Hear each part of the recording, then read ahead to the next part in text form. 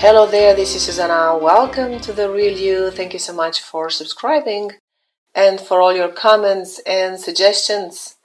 Now let's talk about negative emotions. What do we do with them? There are many people writing me mostly about chronic anxiety and depression, and I know how hard it is to deal with these depressive thoughts and feelings, especially when they are so intense and we don't know where to start and what to do. And I dealt with depression myself, and I work with people with depression, so I know what you're going through. And I'm going to do a short series on depression very soon. In this video, I'll talk about emotions in general.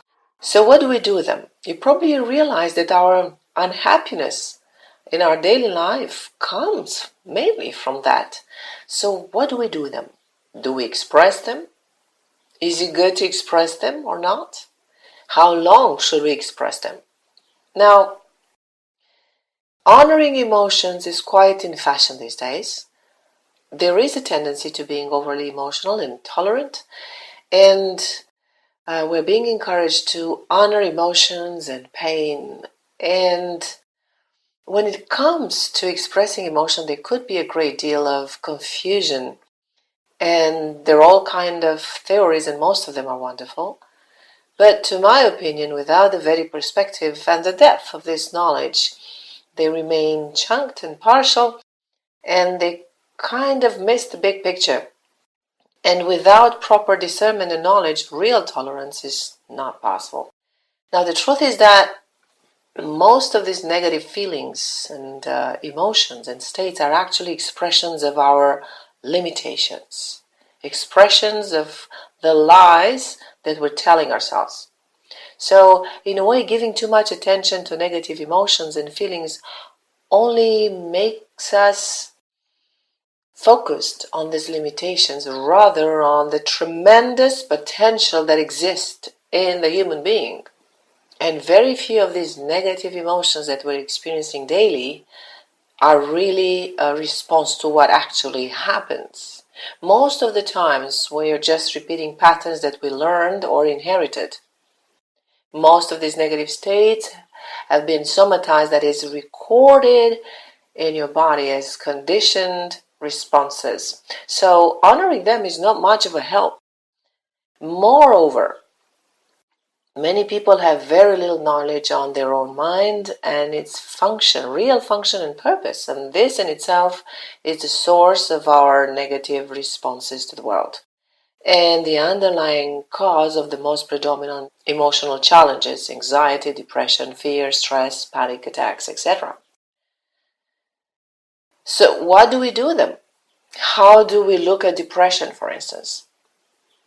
What do we do about anxiety and fear? These questions are being asked also by people who are involved in some spiritual path. So what do we do with them? Some will say, well, do nothing, let it pass. Others say, practice being with it. Do counseling. Others say, don't resist it, accept it. Others say, take medication or imagine it's not real. Some say it's necessary. You have to go through that. Some say that you have to realize that you're not that negative feeling, etc., etc., etc. So there are so many answers to this question. What do we do with them? And how do we know which one is the best for you? How do you know? Remember what I just said before? Many people have very little knowledge of their own mind and its own real functioning and purpose. And that in itself is the source of our negative responses to the world and the underlying cause of the most predominant emotional challenges of our society: depression, anxiety, etc. So knowing more your mind and understanding how it works will help you see that it's not you who is going through depression, and it's not you who is dealing with anxiety. It's your mind who got cluttered and stuck in a certain direction and functioning a bit beside its norms. You're not anxious or depressed or fearful or stressed. It is your mind which got stuck and functions only in certain circuits, and that translates into some certain physical sensations in your body. Now the same thing applies to the opposite. For instance, in regards to enlightenment and awakening, where people strive to reach liberation and illumination or being detached. Let's be very clear about something. Nobody gets illuminated or enlightened. What gets illuminated is your mind. What gets detached is the mind. What gets clear is the mind. You don't. You are at the background all the time. The you that never changes, the you that is the presence, the space where all this takes place. The sense of I am. That was there when you were 3 days old, when you're 7 years old, when you're 27 years old, and now. Because among the 37 some trillion cells in your body that live and die every day for you, and among those 60,000 some thoughts that you may have per day, where exactly are you? Which one exactly is you?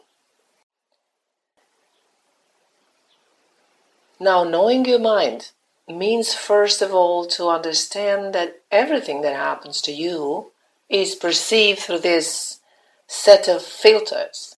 And when all these filters are cleared one by one, the mind becomes so clear, like a freshly washed window through which you can see clearly what is. Now, developing this inner observer, your Buddhi, your real intelligence, is essential in this process of knowing how to use your mind. And in this super tolerant society of ours, we're kind of losing this discernment. What do we keep? What do we let go? What do we tolerate? What do we change? Now, there is nothing to honor in a chronic negative response to life. There is nothing to honor in a thought that isolates one in the dark and loneliness and in the meaninglessness of life. There's nothing to honor in a repetitive pattern of negative thinking. Nothing. Now imagine that one day you're very angry and that you record yourself on your phone as you are screaming and expressing that anger. And that afterwards, you're playing that audio file every day many times over and over again.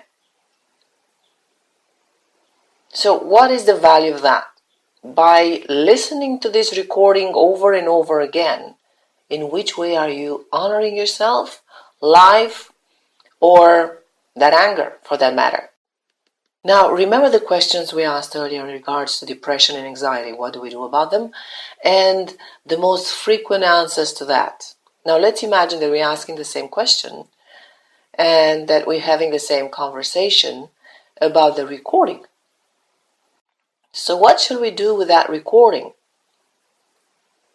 If you have a recording that disturbs you when you hear it, what do you do with it? So let's take the answers we had earlier. You let it pass. You practice being with it. You do counseling. You try not to resist it and to accept it. You take medication. Imagine it's not real. You think it's necessary. It's a step you have to go through. You think that you have to realize that you're not that recording, etc., etc., etc. Isn't it that things become much clearer now? Can you see, just like I do, that we can stop playing that recording, delete it, and record a beautiful thought instead? A thought that supports you, a thought that allows you to reach and express more of your human potential, a thought that reminds you of the truth of who you are. But that requires, of course, knowing your mind a little bit and knowing its tricks. Mind needs to be trained and you need to practice a little, because that's basically what happens in the case of chronic emotions. That's what happens when we are honoring our negative emotions. We're only amplifying them and we are awakening them more and more, these feelings of anger, fear, or depression. We feed them.